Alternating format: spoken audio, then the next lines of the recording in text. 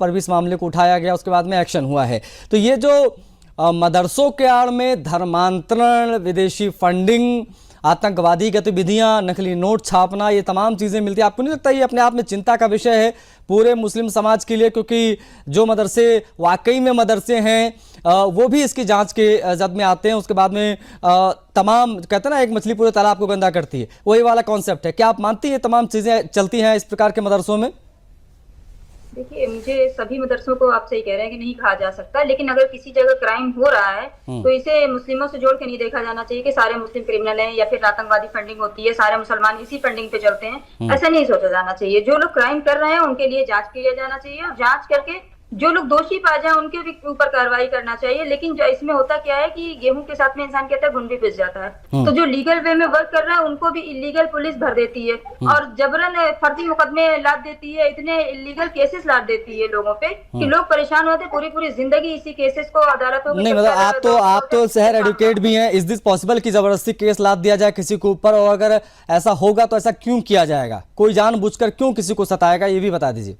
देखिए, फर्जी cases launch करना तो कुछ मुसलमानों पर नहीं है, ये तो पूरे इंडिया में ही चल रहा है कि फेक केसेस लॉन्च करना राजनीतिक प्रभाव में या फिर बड़े बिल्डरों के प्रभाव में। जो फर्जी केसेस लॉन्च होते हैं वो जमीनों के प्रकरण में ज्यादा लॉन्च होते हैं, क्योंकि जमीनें फ्री करानी है तो एक क्रिमिनल केस किसी पे लाद दीजिए, पूरी जिंदगी जड़ाता भुगाता रहेगा, उसी में उलझ के रह जाएगा कानूनी प्रक्रिया में और फिर आजीवन क्वेश्चन नहीं करा पाएगा। प्रोसीडिंग जल्दी क्वेश्चन नहीं होती है, कोर्ट की चलती रहती है। तो ये जमीनें कब्जा करने का भी बहुत सीधा सा फॉर्मूला है कि आईपीसी, सीआरपीसी, अब तो बीएनएस हो गई है, बीएनएस के तहत एक केस लॉन्च कर दिए क्रिमिनल 7 ईयर से ऊपर वाला, बस उसके बाद उसकी जिंदगी तबाह हो जाएगी। उसकी जमीन हो जाए तो कब्जा हो किसी भी तरह से इजी वे में, भूमाफिया भी कर लेते हैं, बड़े बिल्डर भी कर लेते हैं और पॉलिटिकल लोगों को किसी जमीन पे दिल आ गया, पसंद आ गई तो वो लोग भी कर लेते हैं। तो ये प्रकरण भी ध्यान में रखना चाहिए कि कोई जमीन बहुत पॉश इलाके में बहुत अच्छी है और उसके बाद भी किसी की नजर पड़ गई तो उसे इस तरह से इल्जाम लगा के, एलिगेशन लगा के यहाँ पर ये हो रहा है वो हो रहा है। हाँ, मैं धर्मांतरण के खिलाफ हूँ, ये आपकी बात से मैं एग्री करती हूँ कि धर्मांतरण बहुत से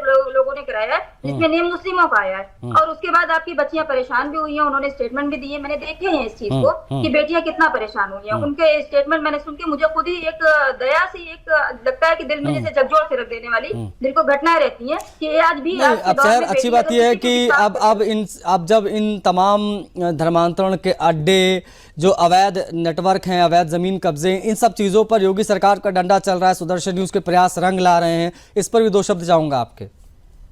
कि योगी सरकार बेटियों की सुरक्षा के लिए तत्पर है पहले से भी और माननीय योगी आदित्यनाथ जी बेटियों में भेदभाव नहीं करते। सबसे बड़ी बात यही है कि मेरे उत्तर प्रदेश की चीफ मिनिस्टर इतने काइंडफुल हैं, दयालु हैं कि वो बच्चियों में कभी उन्होंने मुस्लिम की बच्ची और हिंदू की बच्ची या सिख ईसाई की बच्चियों को अलग नहीं किया है। अगर उन्होंने सुरक्षा प्रोवाइड की है तो सभी की बेटी की सुरक्षा प्रोवाइड की। आज हम आपके सामने बैठे हैं, बोल रहे हैं और बेबाकी से बोल रहे हैं, तो इसका रीजन कहीं ना कहीं उत्तर प्रदेश सरकार को ही जाता है। मैं कोई नेता नहीं हूँ, पॉलिटिशियन नहीं हूँ, फिर भी मैं फ्री हूँ और सुरक्षित हूँ। बस इसीलिए मैं उनको धन्यवाद देती हूँ योगी आदित्यनाथ जी को। और फिर भी ये कहना चाहूंगी कि बेटियों की सुरक्षा में अभी भी थोड़ी बहुत कहीं ना कहीं कमी रह जाती है, जो ये छेड़छाड़ हो जा रही है या जमीनों पे कब्जे हो जा रहे हैं। आज भी आपको बता दूं मैं कि महिलाओं को दबा कुचला के, जिनके कोई वारिस नहीं, उनकी जमीनों पे आज भी कब्जे चले आ रहे हैं। और जो ग्राम सभा की है जमीनें, ग्राम सभा की जमीनें हम लोग कोर्ट में देखते हैं कि डेली 100-100, 2-2 केसेस लगते हैं, आते हैं केस में, लिस्टिंग होते हैं कोर्ट में। तो कोर्ट भी इस चीज पे चिंतित है, माननीय हाईकोर्ट भी चिंतित है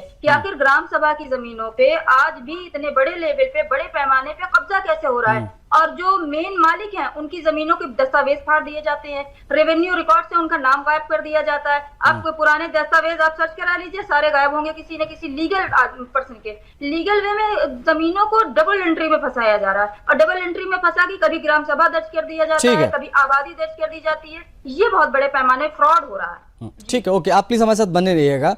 नरेंद्र पवार जी भी हमारे साथ जुड़ गए हैं, अध्यक्ष हिंदू संघर्ष समिति के। पवार जी, मेरी आवाज